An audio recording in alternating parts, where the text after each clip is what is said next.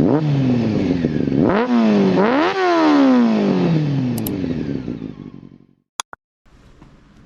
to the channel. Today I'm going to be preparing the bike for our up and coming Northern France trip, which is in a couple of days time. Before I do that, I'm just going to check the bike over. I'm just going to check the oils, all the fluids, check the brake pads and all the things you would check before you go on a long ride. So I'll be doing that. I'll also be putting my luggage system on the back, which is the panniers I bought a few weeks ago. So I'll show you those when I put them on, and we'll be filling the back box up. I've also got two crash bar bags to go on the front. Now I haven't opened the box yet, so I don't know what they look like. I'm hoping they go on well, and let's see how much we can get in them. But before I can do all that, this thing needs a wash because it's absolutely filthy, and there's no way I'm taking it to France looking like this. Now you can tell I've come to give this a wash because it's Bank Holiday Monday and it's just got cloudy. Looks like it's going to rain, so let's see how far we get in this video. Anyway, cup of tea to hand, let's give this thing a clean. Now I'm not one for detailing my bike. I don't detail clean it. It's not something I've ever done. It's not something I'm that bothered about. This thing gets used day in, day out, and it's constantly getting dirty. So the way I like to clean it, I like to keep it really simple. I use this product. It's a product called Muck Off Motorcycle Clean. And all you've got to do is simply wet the bike down, apply a layer of Muck Off all over the bike, leave it for, I don't know, 5 minutes, and then rinse it off. And it's as simple as that. It gives a really nice clean finish. I sometimes go over with a chamois leather after just to take away any watermarks, but amazing product.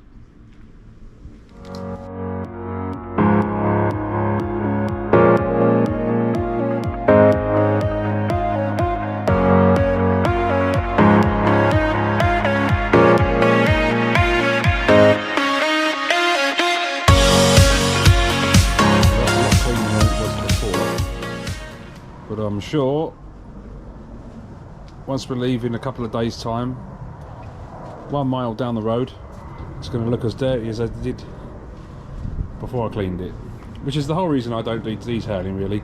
It doesn't bother me that much as long as the bike's clean and all the muck's off. I'm not overly fussed about all the shiny parts. Now these are the panniers I've decided to use on the rear. These aren't brand new panniers. I bought them second hand, even though they were new when I got them. They were still in the bags. They're a few years old, so I'm not sure if you can get them anymore.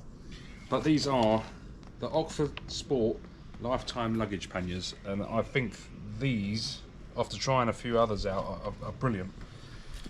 They fit the bike the best, and the reason I say that is because the panniers that I've had in the past, they just don't fit on this bike with the rear grab rails or just with the shape of the seat.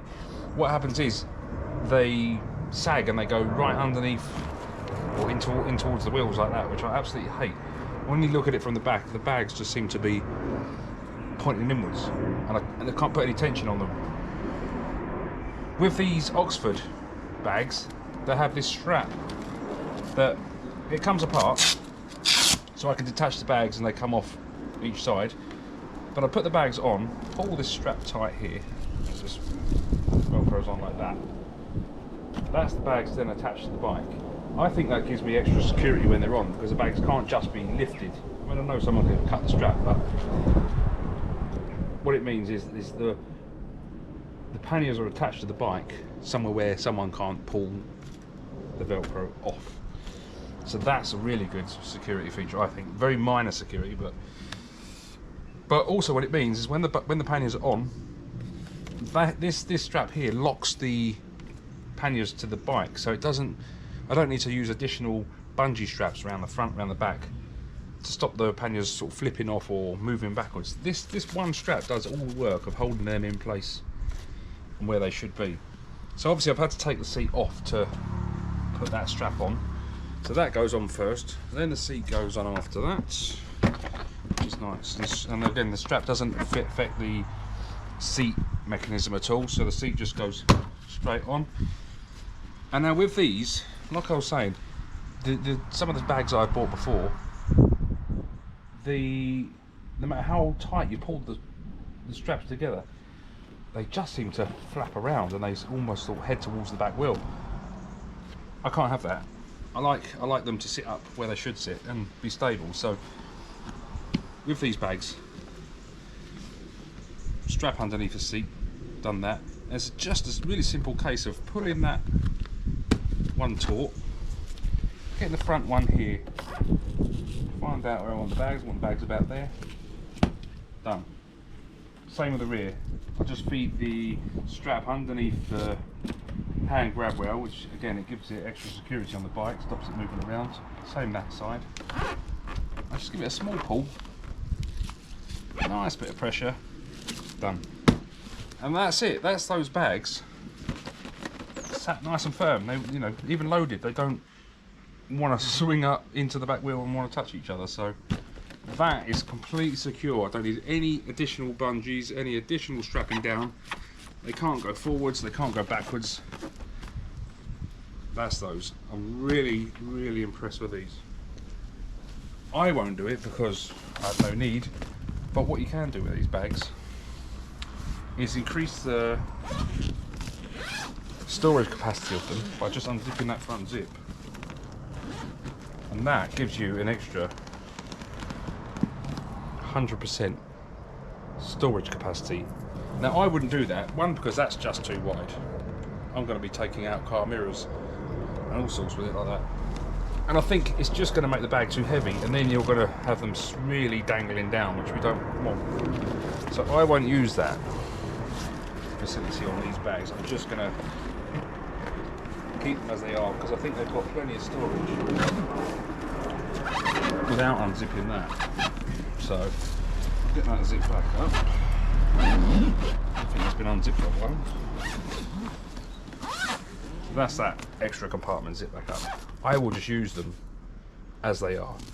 So once they're all loaded, I've put my bits and bobs in the side.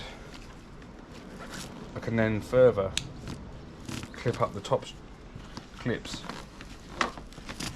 Again, that goes through the grab rail. And that will bring, that also brings the bag closer to me. Once I pull these, obviously there's nothing in them at the minute. When they're loaded and I'll give these a tighten up, it also pulls the bag level with when there's weight in there, so really good. So that's my panniers on the back. I'll be carrying all my clothes. I've got the my little coffee maker to go in. The back compartment, I'll be taking anything that I want to put in there that I want to keep locked away, because we will be pulling over and we will be visiting beaches. So anything non-valuable in the bags, in the box I'll keep all my camera equipment and passport and such like, because I've got to lock that away in the box. Also with these bags, because we are in Britain, they come with a really handy rain cover. These are rain proof, but they're not waterproof. So they're splash proof basically. So you're going to get rain in the wind, and you know, wind and rain in the zips. So if I need to, I can just pull over, pop on the rain cover,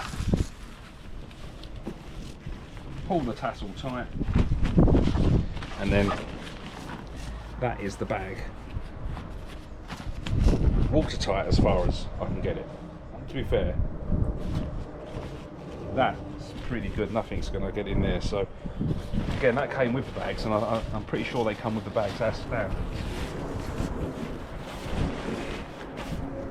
So yeah, that's the panniers I will be taking on the trip.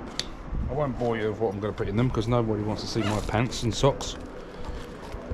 But plenty of room in the bags for plenty of room in the bags for whatever I need. Also, because of these come apart and they do turn into two separate suitcases, there's a shoulder strap as well. I'm not going to really need that, but it's quite handy if I need it. And there's some tie down straps as well, should you further need to tie the bag onto a foot peg or something. Again, don't need it, because these panniers are perfectly stable and I'm perfectly happy with those. Now let's have a look at the front crash bar bags and see what they're like. Now these bags are designed to go on the front crash bars. They are a fully waterproof bag, so you get all your bits and bobs in there. You roll the top.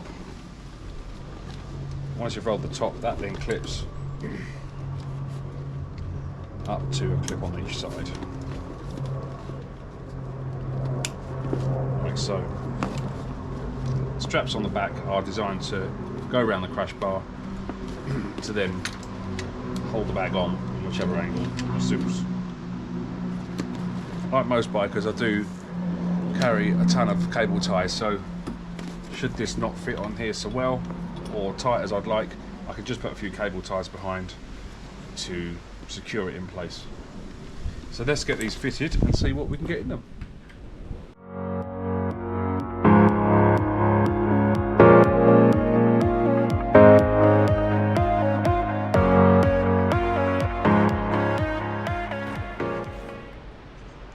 Well, there you go, that's the bag fitted on the crash bars, and I have to say, I mean, that's the first time I've put them on. That was easy. Yes, it took me a couple of minutes. I just had to work out that the straps had to go around the radiator cover and then through these loops to hold it tight.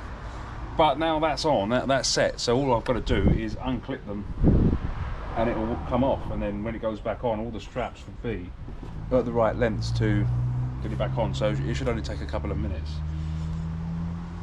It's made out of, you know, sort of a, I don't know what the material is, like a rubber material. The same sort of material you get paddling pools made out of, so it's going to be 100% waterproof. Again, nothing can leak through the top because there's no zip as such. It's a roll top, so while the bag's still on, I can just unclip these side clips and I can access the bag on the bike. Sort of gain access to whatever I'm going to put in there. It's probably just going to be spare tools, my padlock, a chain, or just something I want to get access to quick that I don't have to go digging through the panniers for. So again, once I finish with it, there's a loop over the back which just comes up over this top bar, and that will stop the bag falling down. I'll also roll the top up to make it watertight, clip those back on. Again, it's all adjustable, so I can pull the straps down to make the bag taut, whether it's just going to stay empty for a little while or if it's going to be full up, I can loosen the straps and it will make the bag bigger. That fits on the bike really, really well. Now these bags, I will tell you, they're not top of the range and they're not very expensive. These were from eBay. They're Nature Peak outdoor gear crash bar bags, and they were $12.99 each with free delivery. So come on, you can't do no better than that. You know, there's bags out there that I had looked at, and I will upgrade these at some point because, you know, this material is not going to last forever.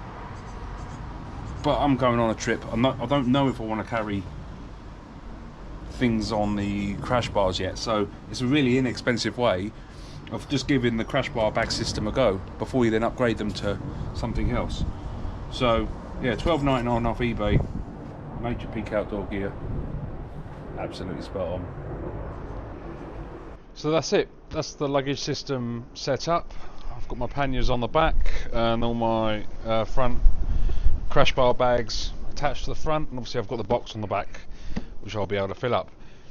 One small thing you might notice earlier on in the video, when I put the bags on, when the seat was off, I had them the wrong way round, which is quite easy to do when they've been separated, so just something to watch when you're putting them on the first time, is to make sure they're on the right way round.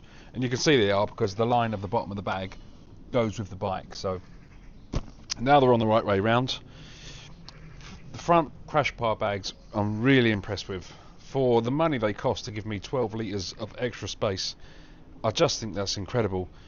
The only mod I've had to do on them is I've had to put the couple of cable ties on the top loop on the bar and a couple of cable ties on like the side plastic loops they provide, just to give it a bit of stability, because when you open the bag, roll up the top, you'll notice that the bag wants to drop, especially with some weight in there. So that cable tie just stops the bag dropping down when I open the top strap, because that top strap is actually what holds it onto the bar. It also holds the bag open. So yeah, it just makes it a lot easier to open the bag when it's on the bike and keep everything in place. So that's the only mod I've had to make to the bags to make them nice and tight. Other than that, we're all ready to go. The bike's been checked over. I've checked the oil, the fluids, the brakes, the tyres, all the usual checks that you would do before you went on a long ride. I've got my quick locks carry case up here, which carries my phone. That's waterproof case, so that's ready to put my phone and my passport and everything in. Yeah, we're just ready to put the clothes on, and we are ready to go. And one thing I will be taking, and it's a must for me, is my fire maple boiling system, and that's purely so I can take my own coffee for when we're travelling to and from locations. We can stop on the beach and have a nice brew up, so that's a really important bit of kit. Fire maple is a great product. Yeah, so we're ready to go. So this will be episode 1 of around about 4. We're on a 4-day trip, so I'll keep the episodes coming as we go along our Normandy trip. So we are ready to head off to New Haven and get the ferry to Dieppe. So join us on the journey, and if you like the video, subscribe, hit the thumbs up, and I'll see you in the next one. Thank you.